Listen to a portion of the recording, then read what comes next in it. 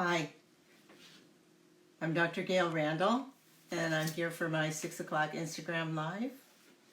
I'm board certified in internal gastroenterology and integrative medicine.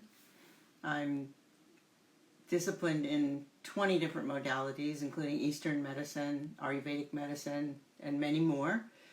And I'm just so happy to be here to share some of my wisdom, if you will, with you. And I believe, I'm actually host of a podcast called Soul Stories, and I believe that we're all given an opportunity to be here, and that we're here to make this a better place to be. And so on Soul Stories, I have people who have done exactly that. They're game changers, they've done things that are amazing, but I think we all have this gift, and I find that being here, being alive at this time is a great opportunity. And I'd love to share that thought with you, that sort of energy, because I think we're all here and ultimately to provide service. We're here to serve other souls, and we're all given a special purpose, special gift. And to express that is doing what you came here for. So that's what my Soul Stories podcast is about, but I think it's for all of us, really. So today we're going to talk about the Mediterranean diet, and why is it so good for us? What exactly is it? So first we're going to talk about what exactly is it, and we're going to talk about the foods that are included in it, some of the studies relating it to healthcare, and then drill down, take a deep dive into why exactly is it good for our health. And I think it's fascinating. I mean, some of this is my own theory and conjecture, but I think it'll make sense to you when we talk about it. So let's dive in. Hi, Lisa. Hi, you guys. Thanks for joining. Hi, Suzanne. So the Mediterranean diet is, I think we can all agree there's a consensus that it probably is good for us, but let's talk about that. It is originally defined as eating the foods of the lands of the people surrounding the Mediterranean Sea. So originally it was pretty focused on southern Europe and included Greece, Italy, and Spain. But subsequent to that, they've also included the Levant, which is the eastern Mediterranean region of Western Asia, and North Africa. Now, if you look at the diets, exact diets of these different countries, there are really a lot of differences, but there is certain things that they do have in common, which would make sense why it does lead to a greater health. First of all, the principal aspects of the diet, most of us know it includes a proportionately very high consumption of olive oil. Also legumes, whole grains, unrefined cereals, fruits, lots of different fruits, lots of different vegetables, colored, and so what do you get from that? What about why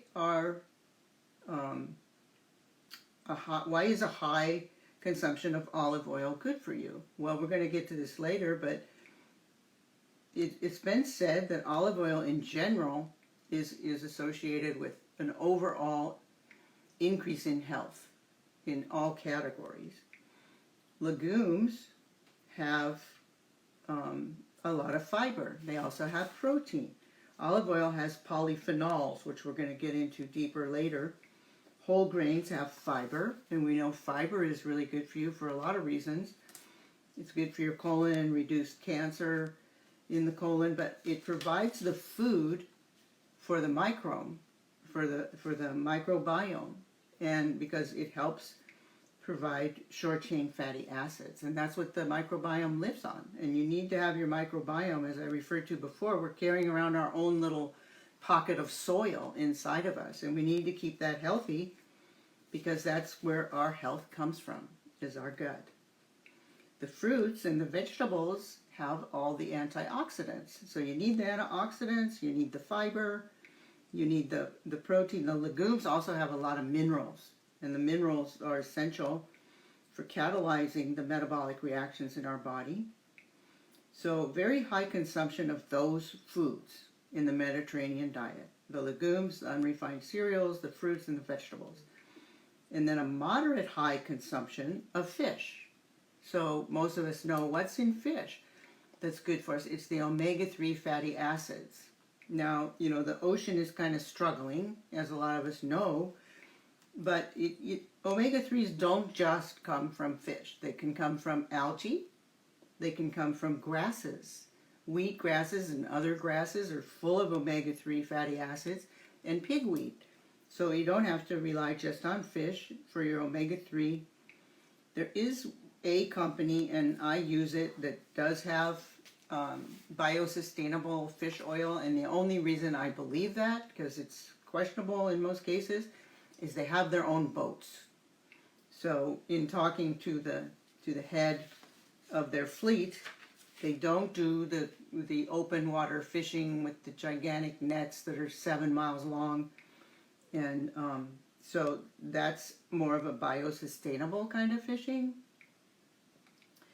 Okay, so the Mediterranean diet includes a lot of fish, but this has been going on forever, since before the ocean was having as much problems. They also have a moderate or low consumption of dairy products, but that's mostly yogurt and cheese. And they have a moderately high consumption of wine.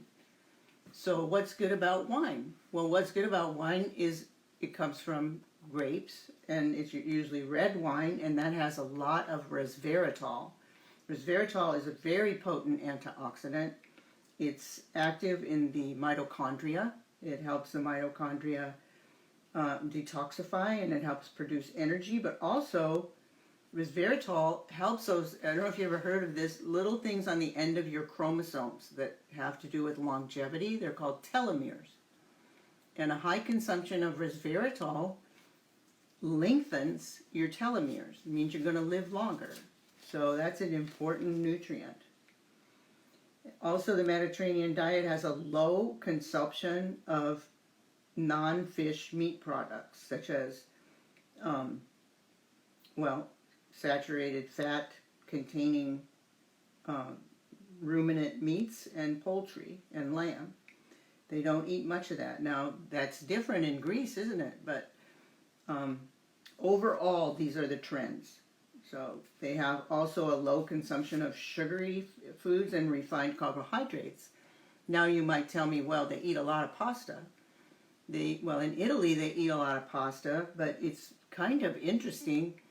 The real Italian pasta is made from semolina, which is the type of wheat they raise in Italy, and it has its own anti-gliadin part of the molecule. Anti-gliadin is what? Anti-gluten. So it's not the gluten, Monsanto, glyphosate damaging kind of wheat or pasta that we have here in America. So it is different, and maybe that's why it's not screwing up the results of the Mediterranean diet, because it comes from the semolina with its own anti-gluten. And the seed has not been changed, where here in America they're GMO, so they're genetically modified. The gluten particle itself is 2/3 larger than it originally was. And our ancient DNA genes that we walk around in goes, oh my God, what is that? I don't know really how to digest that. And then when you include with that the glyphosates, it doesn't like it. And that sometimes will lead to leaky gut. The more gluten you eat, the more leaky gut you get. So that's kind of like the pathway. So do look at what you're eating. It makes a difference where it comes from and what's it made out of. Lately, I've been doing the gluten-free type of pastas that are made out of lentils or chickpeas, and I find those are just as good for me. But we're talking about the Mediterranean diet right now.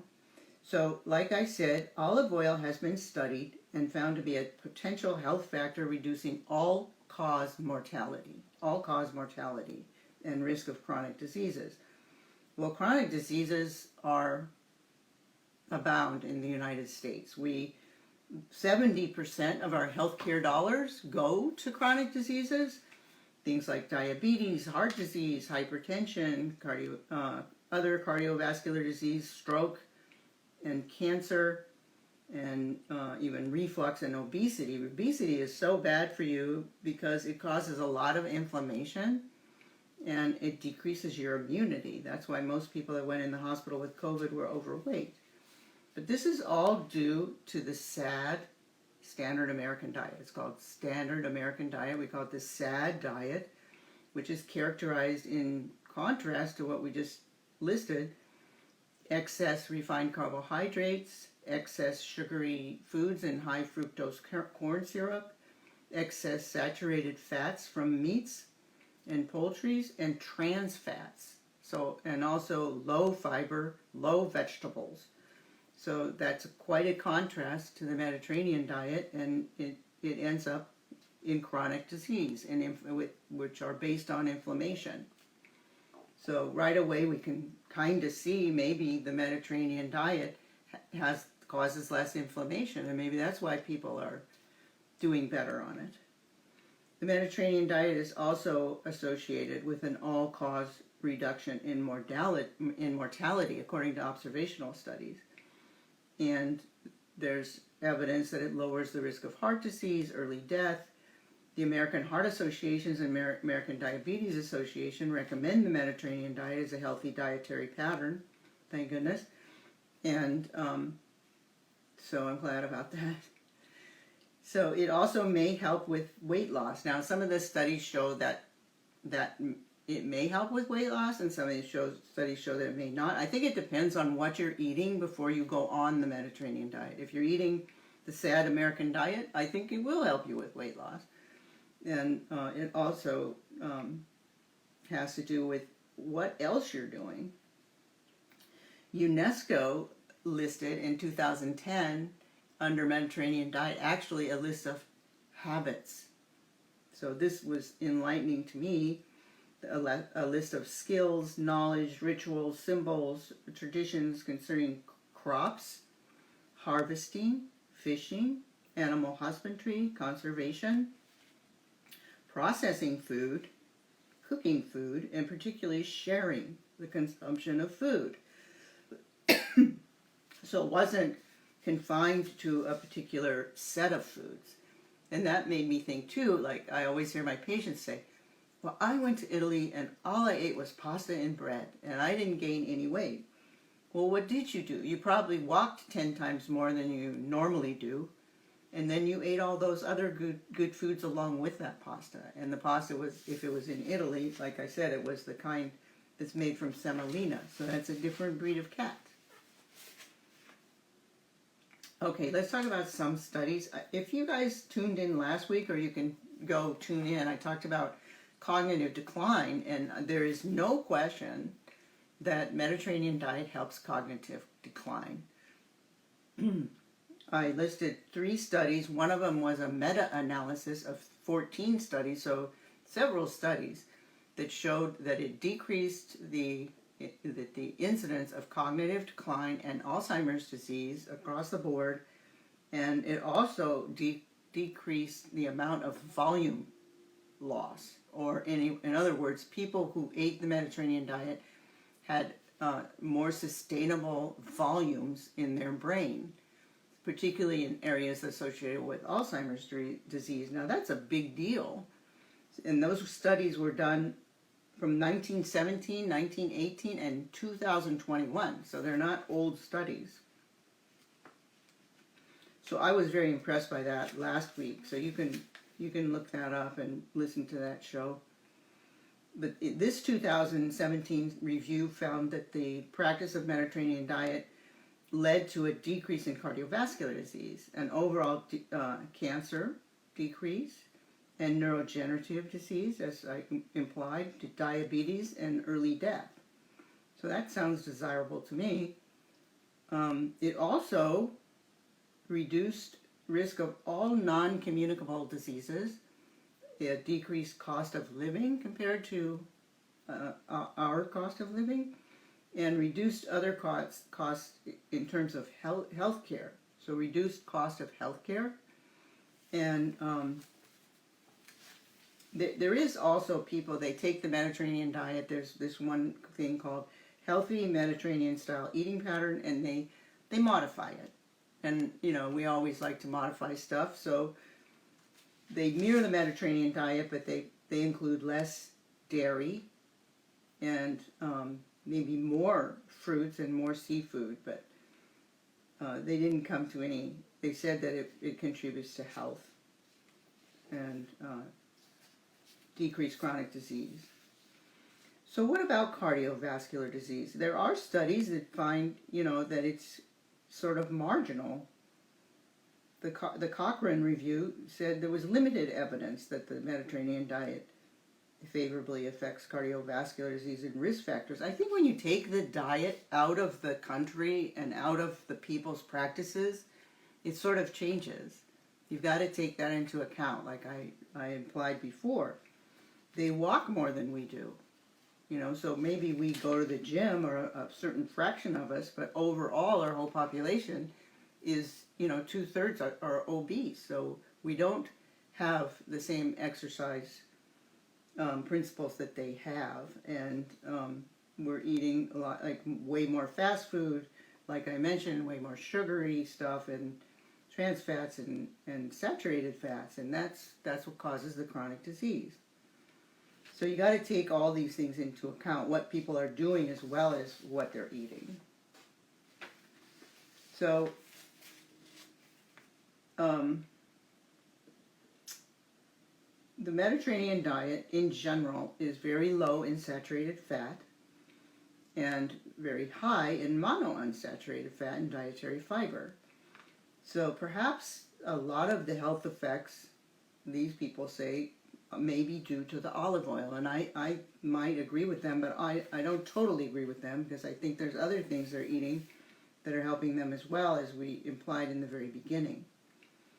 So what's in olive oil? I said polyphenols. And what do? They decrease the oxygenation of the oxidation of blood lipids. So what does that do? That lowers your LDL, or your bad cholesterol. It also sort of just takes up the space, so you don't eat as much saturated fat. And that's a good thing, because that increases LDL. In 2014, two meta-analyses found that the Mediterranean diet was associated with decreased type 2 diabetes. We have a virtual epidemic of type 2 diabetes in this country. I'm going to have a young lady, Karen Yaling, on my podcast coming up soon, and she's going to tell us a lot about that, about type 2 diabetes, what to do about it, what to eat exactly, and how to beat it. So, but this meta-analysis and another study in 2017 showed that Mediterranean diet is very healthy for reducing the incidence of and helping to control diabetes type 2. It also decreases the risk of dying from cancer by 6%. That's pretty huge. It's probably because of the decreased meat, and which have, what is it about meat that makes it so unhealthy besides the saturated fat? The meat, if you remember my previous talks, comes with its own cytokines. So when you eat that red meat or that lamb or whatever, it has cytokines in it. It has pus cells in it, and that has cytokines in it. So cytokines attract white cells. Cytokines attract white cells, which release more cytokines, which attract more white cells. So it creates what? Inflammation, which is an exponential reaction in your body. So that's the problem with it. And if you're going to eat meat, you want to eat the kind of meat that's raised on grass, and particularly the regeneratively raised meat that is very full of phytonutrients, which are anti-inflammatory. So, if you don't want to give up your meat, you can eat limited amounts of regeneratively raised meat and not suffer. So we already referred to weight loss with obesity, that if this study in 2019 found that the Mediterranean diet could help obese people lose weight. And like I said, I think it depends on what you were eating before you changed to it. But if you're eating the South American diet, I think it's going to help. And we also refer to the cognitive advantages to the Mediterranean diet, and I talked about it last week.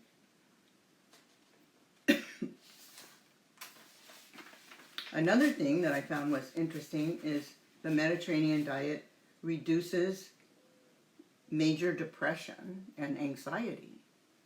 That's interesting, isn't it? I wonder if it's because of the chemicals that are in the saturated fat red meats, because they're full of hormones and they're full of chemicals, which, because the grain that we grow to then feed them is full of what? Monsanto and other chemicals, which are very potent neuroendocrine disruptors. And I think that can lead to depression.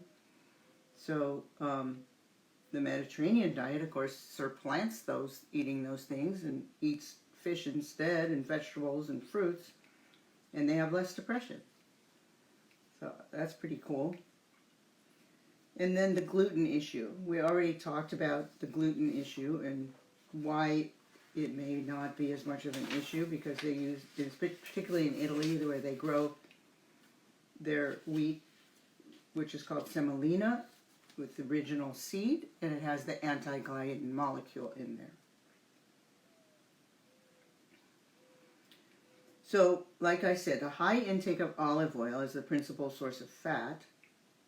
Vegetables, including lots of green leafy vegetables. So green leafy vegetables are good for you for another reason.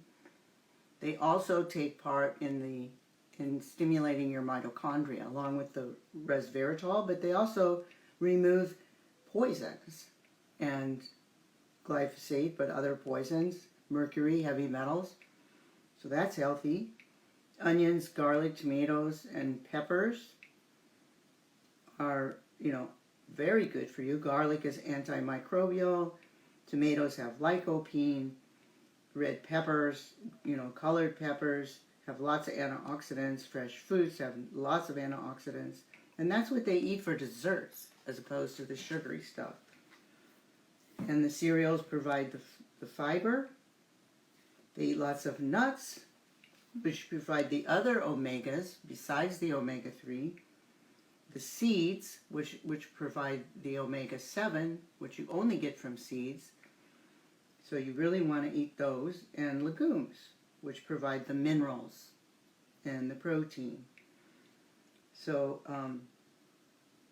it's a good method, I think.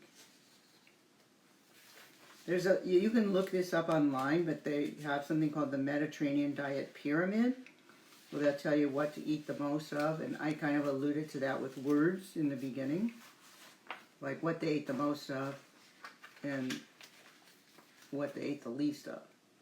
The other thing why I really like this is the Mediterranean diet or plant-based diet contribute to improving the environmental or agricultural sustainability. That's important for our planet, so that we can be the guardians of this planet again and leave a legacy to the children, and so they have a place to live. And it's possibly due to a lower use of dairy products and ruminant meat and processed foods. So the environmental impact and the amount of energy, which I've discussed with you before, needed to feed livestock exceeds its nutritional value. Let me say that again. The environmental impact and the amount of energy needed to feed livestock exceeds its nutritional value. So again, the crops that we grow specifically for the cattle, it's exceeding its nutritional value. Also, what it's doing is contributing to the carbon debt, because when you till the soil to plant those crops, it releases carbon, and it releases the most carbon, more than the combustion engines on the planet. As a matter of fact, a 2014 lifestyle analysis of greenhouse gas emissions found that the Mediterranean diet may reduce food production emissions below those of an omnivorous diet for 2050 with a per capita reduction of 30%. Well, that would be good. That would bring us back from a few red lines that we have right now with our carbon emissions and costs and everything else. So, okay, now I want to dive into a little bit why I think that it is so healthy. What do we have? Well, we all know we have lots of olive oil, and what that has in it is oleocanthal. That's a phenol-type polyphenol, which I referred to in the beginning. These polyphenols are crucial, but they're also hard to understand, so I want to explain them to you slowly so you can get this. Also, red wine, which is the resveratrol that we talked about. So these chemicals are key. And also pomegranate, which I know they have a lot of in the Mediterranean, that have the L-glutanins, chia seeds, which have flavonoids, cacao, which have flavonoids. Now these are all synthesized by plants. Now the key thing is the soil has to have the right microbiomes in order to produce these chemicals.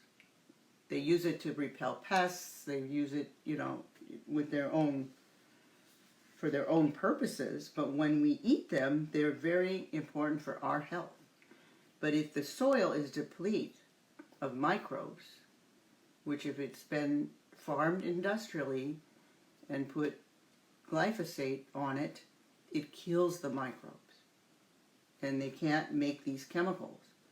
So you're going to see grapes in the store. You're going to see pomegranates in the store if they're grown conventionally, and they're not going to have these chemicals in them because it is dependent upon the microbes in the soil for the plant to be able to make them. So you want to buy organic. It's very important. So then there's another snafu. It's not just that the plants won't make them if they have chemicals in them. If we eat those chemicals, if we eat those glyphosates, they wipe out our microbiome. And if our microbiome is not healthy either because of that, or we don't take good care of our gut, or we're not repopulating our gut with fermented foods or probiotics, and we don't have the right microbiome, we can't use the polyphenols that we eat. They're very large molecules, and when they get down in our small bowel, well, they aren't really absorbed there. They have to get down to where there are trillions and trillions of microbes, a little bit lower, maybe closer to the colon. And the microbes themselves are key to break these down. So they break these down, these polyphenols, into smaller molecules, which we then can absorb, which then go in our bodies and help and go to our brain and go to our whole system and help prevent these inflammatory diseases. So I think that that's one of the key ways that a Mediterranean diet is helping us, through these polyphenols. Because without them, on the sad American diet, we're oxidizing our cells, we're oxidizing our DNA, and we're undergoing the process of autophagy, which is basically self-eating. So our cells are killing our other cells because they're dying. And it's immunosenescence, because we don't have the right chemicals, and so we get inflamed, and then autophagy occurs, and we get sick. We get these chronic diseases. We get diabetes, we get high blood pressure, we get cardiovascular disease, we get cognitive decline. All from this process of immune senescence. But the good news is, if we can immune senesce, or in other words, age our immune system, the opposite can also be true.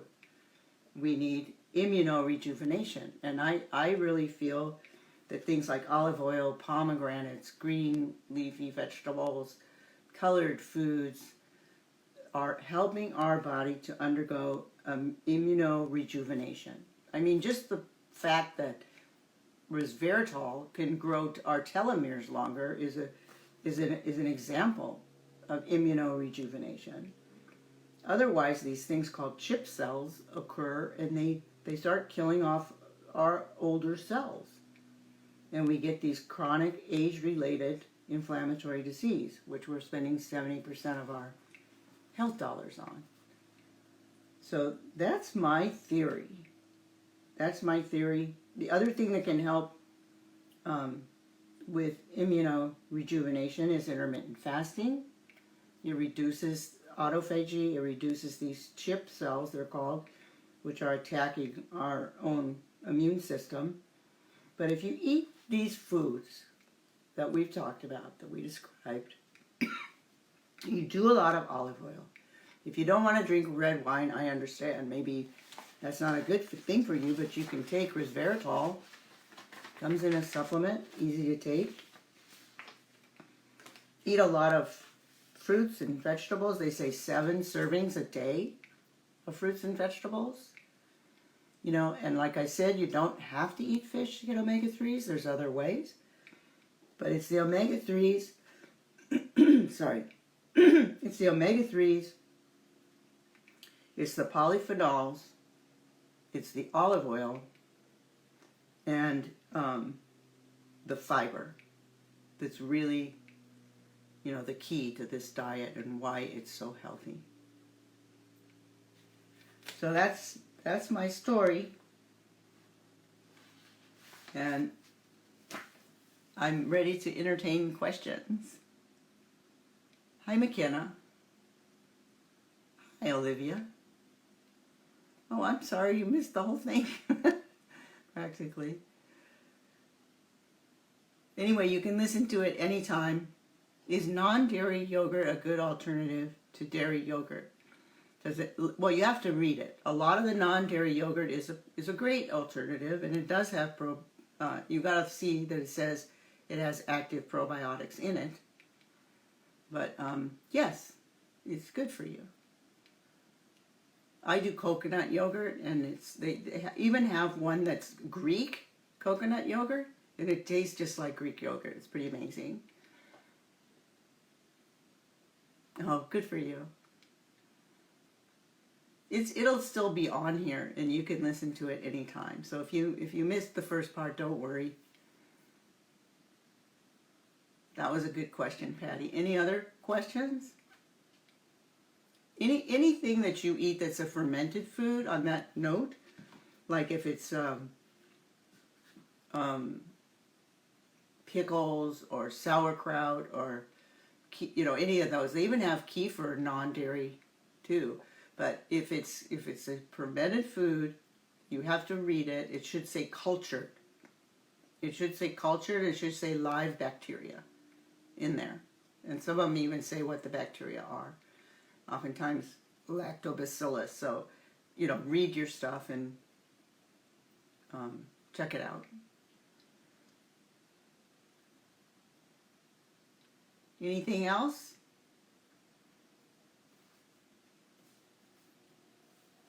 Okay. So I'm going to review one more time. The foods in a Mediterranean diet are olive oil, high amount of olive oil. Like proportionally very high consumption of olive oil. Proportionally very high consumption of legumes. Proportionally high consumption of whole grain, unrefined cereals, fruits, and vegetables. You want your plate to look like a rainbow. And that's when you're doing that, you're getting the highest amount of antioxidants and beneficial chemicals. They also eat a very high amount of fish with omega-3s. Like I said, you don't have to eat fish because the ocean is so suffering but you can also get omega-3 from grasses, from pigweed, and algae. So, you don't have to eat the fish.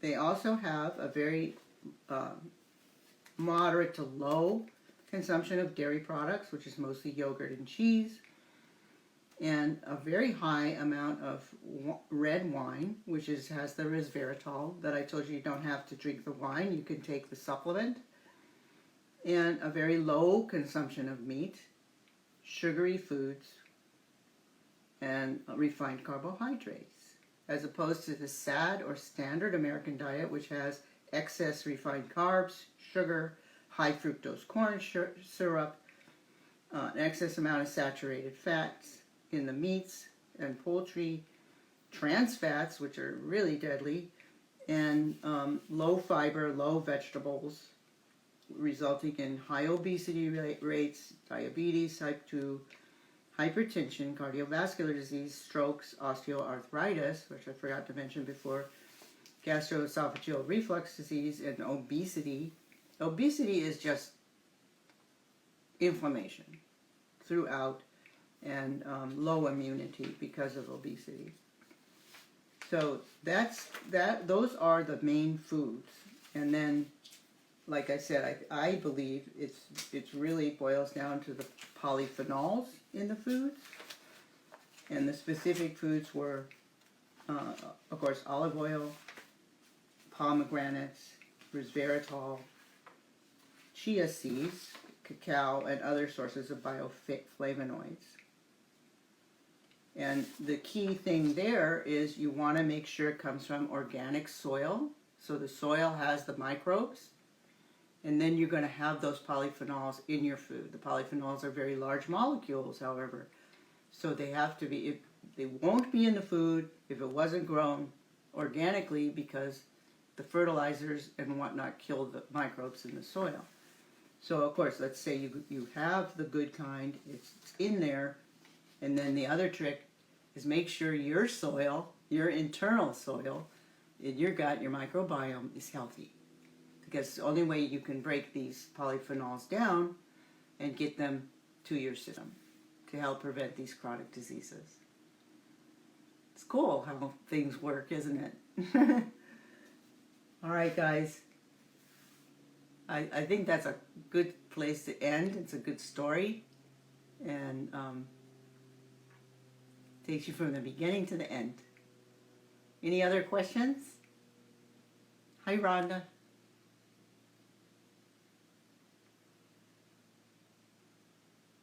You're welcome. Thanks, Ellen. Thanks for the hearts. Okay, we'll see you guys next week. All right, bye-bye.